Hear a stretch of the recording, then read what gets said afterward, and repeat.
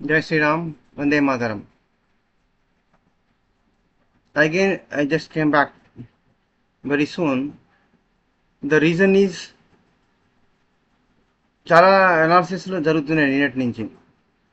అంటే కంప్లీట్గా ఫెయిల్ అయినటువంటి Congress they are very jubilant. వాళ్ళు బాగా సంతోషంగా సెలబ్రేట్ చేసుకుంటుంటే వాళ్ళు అవిశ్రాంతంగా పోరాటం చేస్తూ ఇక నెక్స్ట్ 5 ఏళ్ళు ఈ మోడీ గవర్నమెంట్, నితీష్ కుమార్, చంద్రబాబు మీద ఆధారపడి ఇలా రూల్ చేస్తారో మేము చూస్తాం.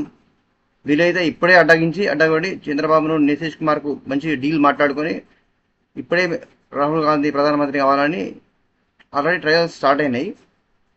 వీళ్ళు నితీష్ కుమార్, చంద్రబాబు నాయుడు మేము అటు వెళ్ళము, మేము 5 ఇయర్స్ ఇటేపు ఉంటాము అని చంద్రబాబు నాయుడు వాళ్ళు స్టేట్మెంట్స్ ఇచ్చిండ్రు.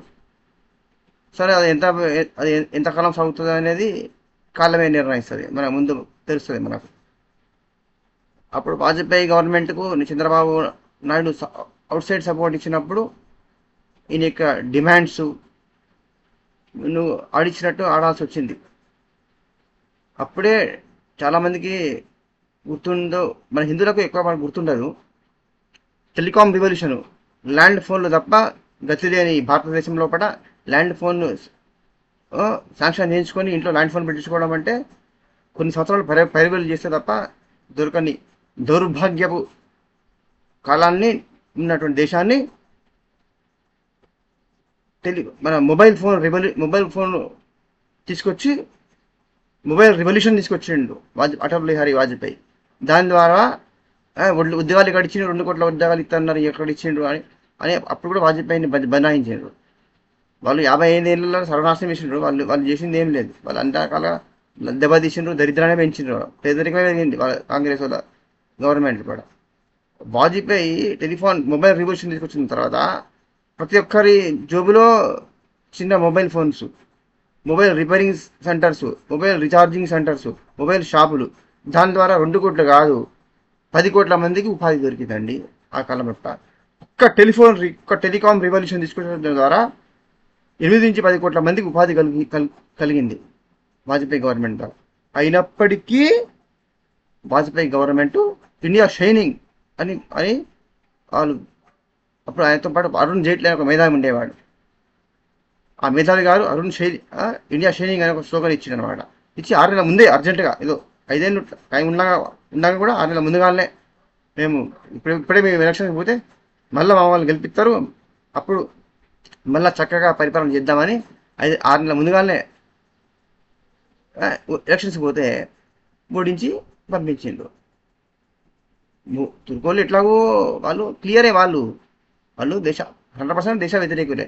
అయితే మన ముందుగాలను అంచనా వేయడం లోపల వాజ్పేయి, అరుణ్ జైట్లీ కరెక్ట్ ఎస్టిమేట్ వేయలేకపోయింది అనమాట. నరేంద్ర మోడీ, అటల్ బిహారీ వాజ్పేయి ఏం తప్పు చేసిండో అదే తప్పు నరేంద్ర మోడీ కూడా చేసిండు. ఏంటిది, నేను బాగా డెవలప్మెంట్ చేసిన, నేను ఎయిర్పోర్ట్ కట్టినా, నేను all India institute of medical sciences చాలా ఇచ్చిన, నేను దేశంలో అన్ని స్టేట్స్కి ఇచ్చిన, నేను పార్షాలిటీ చూపెడతాను, నేను 15% ముస్లింలకు, 35%, 20 ఎక్కువనే ఇచ్చిన, వాళ్ళకి హిందువుల కడుపు కొట్టి వాళ్ళకి ఎక్కించిన, కాబట్టి ముస్లిమ్స్ ఓట్లు వేస్తారు, నాకు గెలుపుతారు. వాళ్ళ త్రీ తలాక్ రద్దు చేసి ముస్లిం మహిళలకు స్వాతంత్రం ఇచ్చిన, బుర్కాల నుంచి ఆ బుర్కా లేడీస్ అంతా కూడా నాకు ఓట్లేసి నాకు బంపర్ మెజార్టీతో ఇస్తారని నరేంద్ర మోడీ ఆశపడ్డాడు. పాములకు పాలు పోతే పాము యొక్క స్వభావం సర్పం తన స్వభావాన్ని మానుకుంటుందా, వదిలేస్తుందా? మోడీని కాటేసింది వాళ్ళు. తుర్కో లేడీసు, జెంట్స్ అందరు కూడా ముస్లిము జిహాదీయే ఉంటారు.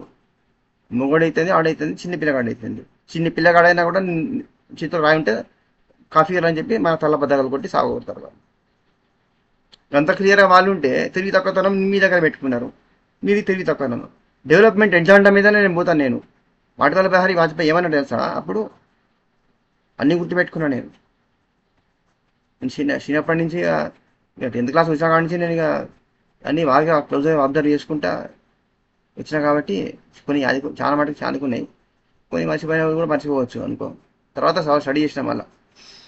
అయితే ఏంటంటే, నేను శ్యామ్ ప్రసాద్ ముఖర్జీ అప్పటి జనసంఘ్ కాదు ఇది, ఈ కొత్త బీజేపీ, భారతీయ జనతా పార్టీ మాది. నేను సెక్యులరిస్ట్ను, నేను అసలైన ప్రజాస్వామ్యవాదిని, గాంధేయవాదిని. నేను నేను గాంధీ తర్వాత అత్త తర్వాత నేను ఓన్లీ డెవలప్మెంట్ ఎజెండా మీదనే ఎలక్షన్స్ పోతా అని అటల్ బిహారీ వాజ్పేయి తాను మేధావి అనుకొని మురిసిపోయి 6 నెలల ముందుగా ఎలక్షన్స్ పోతే ఓడించి పంపించారు. అప్పుడు కూడా బీజేపీకి ఎక్కువ ఓట్లు సీట్లు వచ్చినాయి ఎంపీలు. అయినా కూడా కాంగ్రెస్ వాళ్ళు గాంధీవాది కదా, చాలా నీతిమంతుడు కదా, వేరే సపోర్ట్తో ఇదివరకే ఆ 4.5 ఏళ్ళు చేసేసరికి చంద్రబాబు సపోర్ట్తో వీళ్ళతో సపోర్ట్ ఏ గుట్టంగా అందరికి భయపడకుండా ఏం చెప్తాను నేను ముసలిని శాతాన్ని ఎత్తలేదు ఒప్పుకోలేదు అని చెప్పి ఆయన ఏమొద్దని చెప్పి ఆయన పోయినాను. దాన్ని కూర్చోబెట్టాలి కదా, కూర్చోబెట్టాలి. నేను కానప్పుడు బీజేపీ ఎందుకు ఉండాలి, వాళ్ళకే పోనీ అని ఆయన త్యాగం గొప్ప ధర్మాత్ముడు అనమాట. గొప్ప త్యాగం అంటే గదే అన్నట్టు. మనోడు కావద్దు, వేరేవాడు పడినా పర్వాలేదు, మనోడికి మాత్రం ఛాన్స్ వద్దని చెప్పి ఆయనే వదిలేసి ఆయన పోయిండు అన్నట్టు. రైట్ హ్యాండ్ అద్వానికి అవకాశం ఇవ్వలే. వ్యక్తిగత ఈగో, అందరి అహంకారం బయటపడది, కొంతమంది అహంకారం బయటపడుతుంది. దండం పెట్టగానే నరేంద్ర మోడీ చాలా వినయవంతులు అనుకుంటున్నారా? ఇంకొకరి మాట వినని వాడు, ఇంకొకరిని గౌరవించని వాడు, ఇంకొకరిని సలహా తీసుకుని వాడు అహంకారి అని అర్థము. లోపల అహంకారము, పైన చేతులు జోడిస్తూ యాక్షన్. సాధుమూర్తి లెక్క. వినయవంతుడు ఎవరు? అందరి నుంచి అందరంటే విఘ్నులైన వారి నుంచి సలహాలు తీసుకునేవాడు. విద్రుడు లాంటి బుద్ధి కుశలుని ద్వారా సలహాలు తీసుకునేవాడిని వివేకి అంటారని చాణక్యుడు చెప్పిండు. చాణక్యుడు మన ఋషులు చెప్పిందే చాణక్యుడు చెప్పిండు. వశిష్ఠ మహర్షి, వాల్మీకి మహర్షి ఏమైతే చెప్పిండ్రో అవే వీళ్ళు చెప్పింది. అవి తెలుసుకోవాలి. అయితే నేను కూడా చాలా గొప్పది, బాగా మస్తు పీకిన 10 ఏళ్ళ బట్టి మస్తు డెవలప్ చేసిన, మస్తు పసమంద ముస్లిమ్స్కు డెవలప్ చెప్తానేనా అని చెప్పి వాళ్ళ రాజ్యసభ సీట్లు ఇచ్చి పసమంద ముస్లిమ్స్ డెవలప్ చేస్తాను. ఈ సున్నీ ముస్లిమ్స్ బాగా ఎంజాయ్ చేసిండ్రు, బాగా వాళ్ళే ఇదైపోయినరు. నేను పసమంద ముస్లిం డెవలప్ చేస్తా అని సున్నీల నుంచి ఈ పసమంద ముస్లిమ్స్ను వేరు చేసి ఓట్ బ్యాంక్ తయారు చేసుకుంటా అని మేధావి ఎవరు? ఈ నరేంద్ర మోడీ అని అమిత్ షా అనే మేధావులు పసమంద ముస్లింలు ఇల్లు ఇచ్చి ఎస్సీ ఎస్టీలా కడుపుకొచ్చిండ్రు. వాళ్ళకి ఇండ్లు వాళ్ళు బాధపడ్డారు, వాళ్ళ కడుపు మండింది. వాళ్ళు మాయమాతి ఓట్లు ఎత్తే స్ప్లిట్ అయ్యి ఇక్కడ బీజేపీ గెలుస్తుందని చెప్పి వాళ్ళు ఎస్పీకి కాంగ్రెస్కి వేసారు. వాళ్ళు ఇతర ఎస్పీ గుండా రాజ్యంలో ఎస్సీ మహిళల మీద అత్యాచారాలని వేసిన ఎంతమంది చంపారు, వాళ్ళకి ఇష్టమే లేదు. అయినప్పటికీ మోడీకి బుద్ధి చెప్పాలని వాళ్ళు అటేసిండ్రు. అంటే తుర్కోలు ఈ చెప్పకు వాయించిండ్రు, అటు వాళ్ళ ఆశబాబులా కొట్టిండ్రు. 2 చెప్పలు వాయించుకున్నారు నరేంద్ర మోడీ. ఏడవలేక పైకి ఈడ్చుకుంటూ నవ్వుకుంటా ఇప్పుడు అలయన్స్ గవర్నమెంట్ ఫామ్ చేస్తారట. చంద్రబాబు నితీష్ కుమార్ ఆడిచ్చినట్టలా ఆడుకుంటా. అంటే వాజ్పేయి అంత అమాయకుడు కాదు, చాలా మహామేధావి. 10 ఏళ్ళు సొంత మెజార్టీ ఉంటే నువ్వేం పీకలేదు. నువ్వు అలయన్స్ గవర్నమెంట్ అని నువ్వేం పీకుతాను అంటే ఏం పీకలేదు అంటే ఏంటిదంటే, నువ్వు డెవలప్మెంట్ ఎయిర్పోర్ట్లు, ఇండ్లు, ఉజ్వల పథకాలు, గ్యాసులు హిందువులకు ఇచ్చినావు, అంతకన్నా ఎక్కువ తుర్కులకు ఇచ్చినావు. వాళ్ళు డెవలప్ అయింది, వాళ్ళకు మంచిగా చేసినావు. అది డెవలప్మెంట్ ప్రోగ్రామ్ను తప్పని ఎవరు అన్నారు, అది చేయవలసిందే. అంతకు మించి హిందూ సోదరుల ప్రాణమాన రక్షణ చేసినవా ఈ 10 సంవత్సరాల్లో కూడా? బెంగాల్లో అంతమంది చంపితే మీకు ఓటేసిన పాపానికి, నిన్ను నమ్మి ఓటేసిన పాపానికి బీజేపీ మహిళా కార్యకర్తలను రేపులు చేసి చంపితే నువ్వు ఏం పీకినావు? మమతా గవర్నమెంట్ను డిస్మిస్ చేసినావా? ప్రెసిడెంట్ రూల్ పెట్టినావా? 356 ఆర్టికల్ రాజ్యాంగంలో ఎందుకున్నది? అంబేద్కర్ ఎందుకు ఇచ్చిండు? పల్లెకి ఇచ్చిండా? నీలాగా చూతి అనుకున్నావా? ఆర్టికల్ 356 అవసరం ఉంటుందని అని ఉంటుందనే కదా అది పెట్టింది ఫెడరల్ గవర్నమెంట్. ఇది ఫెడరల్ కాన్స్టిట్యూషన్, ఫెడరల్ రిపబ్లిక్ అనేది తెలియదా? నీకు దమ్ము లేనప్పుడు, శాతగానప్పుడు రిజైన్ చేసి ఎందుకు దుబ్బేయలేదు? వేరే వరకన్నా ఎందుకు ఇవ్వలేదు అధికారాన్ని? ఇంకా బీజేపీలో ఇంకెవరైనా మంచివారిని ఎవరైనా హేమంత్ శర్మనో యోగి ఆదిత్యనాథ్ సీఎంగా మాఫియాని మొత్తం తొక్కి ఎన్కౌంటర్ చేసి ఆయననే ప్రైమ్ చేసేది ఉంటే ఇలా హిందువుల మాన ప్రాణాలు కాపాడబడ్డు కదా. బెంగాల్ పాకిస్తాన్ లెక్క అయిపోయింది. బెంగాల్లో పట భయపెట్టి 35 సెగ్మెంట్లలో ఎంపీలను అది గెలిపించుకున్నది మమతా బేగం. దానికి ఉన్న దమ్ముల 1% చక్క అమిత్ షాకు, మోడీకి, నరేంద్ర మోడీలకు లేదు.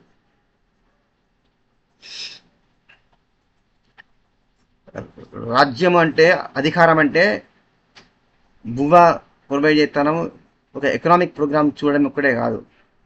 అది ఎకనామిక్ యాక్టివిటీ అనేది కేవలము ఒక్కటే రాజ్య రాజ్య నిర్వహణ కాదు.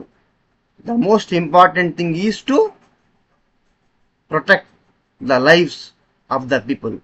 The esteem, the self-esteem of the people should be duly respected. If they are not well protected, then why the hell you are in the power?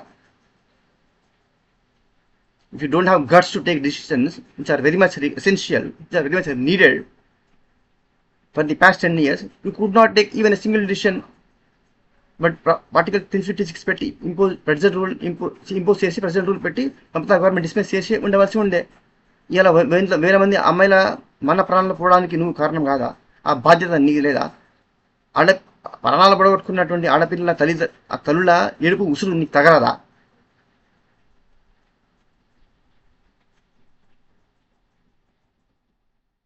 ఆ ప్రాణాలకు హర్ష కన్యాకుమార్ కన్హయ్యలాల్ ఇలా ప్రాణాలు పోయినాయి. దానికి ఎవడు బాధ్యత వహించాలి?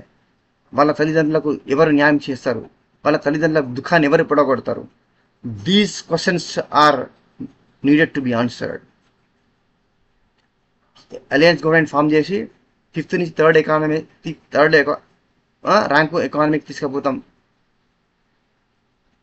ప్రాణాలు మానాలకు గ్యారంటీ అయినప్పుడు ఎకానమీకి తీసుకుపోయి ఎవరికి డెవలప్ చేస్తాను నువ్వు? దాని యొక్క అడ్వాంటేజ్ ఎవరు తీసుకుంటాను? ఈ దేశంలో కూడా డెమోక్రసీని 75 years ఎవరు అడ్వాంటేజ్ తీసుకున్నారు? ఈ ఫేక్ డెమోక్రటిక్ కంట్రీ లోపల ఎవరు ఎక్స్ప్లాయిట్ చేయబడ్డారు పాస్ట్ 75 years? ఎన్ని వేల కార్యకర్తలు 75 సంవత్సరాల లోపల బీజేపీ కార్యకర్తలు, హిందూ కార్యకర్తలు, హిందూ వాహిని, బజరంగ్ దళ్, విశ్వ హిందూ పరిషత్ ఎంతమంది చచ్చిపోయినారు? ఎంతమంది ప్రాణాలు త్యాగాలు చేస్తే మీరు అధికారంలోకి వచ్చింది? ఆడ 10 సంవత్సరాల లోపల నీకు దేవాలయాలు హిందువులకు పీఠాలకు ధర్మాచారాలను పిలిచి మీరు అన్నీ మీరే తీసుకోండి, బౌద్ధ పీఠాలు, శంకర పీఠాలు, విశిష్ట అద్వైత పీఠాలు ఉన్నాయి, లింగాయత్ పీఠాలు ఇవన్నీ ఉన్నాయి, దత్తపీఠం ఉన్నది, జిదేజీర స్వామి గారు ఉన్నారు, కోనానంద భారతి గారు ఉన్నారు. ఇట్లా దేశం మొత్తం మీద అఖాడాలు లేవా నార్త్ ఇండియాలో పట? వాళ్ళందరినీ పిలిచి మాట్లాడి మొత్తం మీ దేవాలయాన్ని మీరు తీసుకోండి, అది మీరే నిర్వహించుకోండి, ఆ డబ్బులతోనే మీరే మీ హిందువులను డెవలప్ చేసుకోండి అని ఎందుకు చెప్పాలి? ఎంపీకినావు నువ్వు.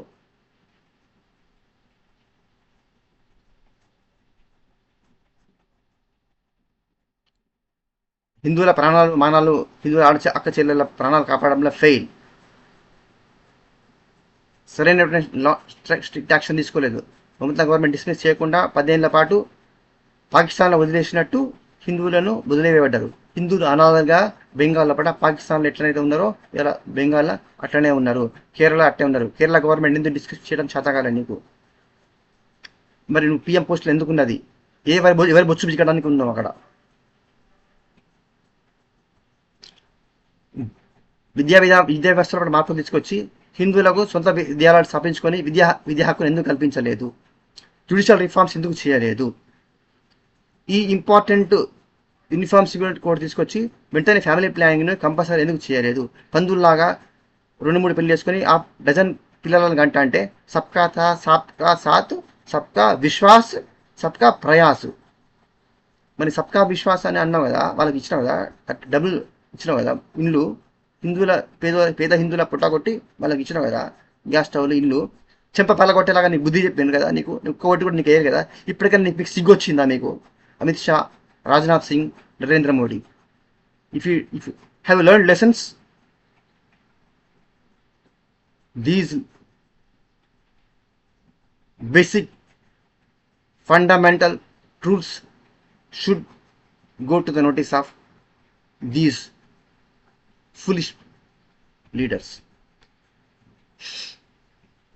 వాజ్పేయి ఓటమి నుంచి నువ్వు ఏం నేర్చుకున్నావు? నువ్వు 70 సంవత్సరాల భారతదేశ రాజకీయ చరిత్ర ద్వారా ఏం తెలుసుకున్నాను? హిందువులు బొందుగాలు ఎక్కువ నీ తెలవదా? ఒక పిచ్చి గొర్రెలు ఒక గొర్రె కాపరి తీసుకుపోతా.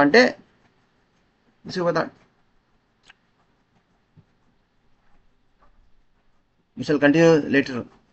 Jai Shri Ram, Vande Mataram.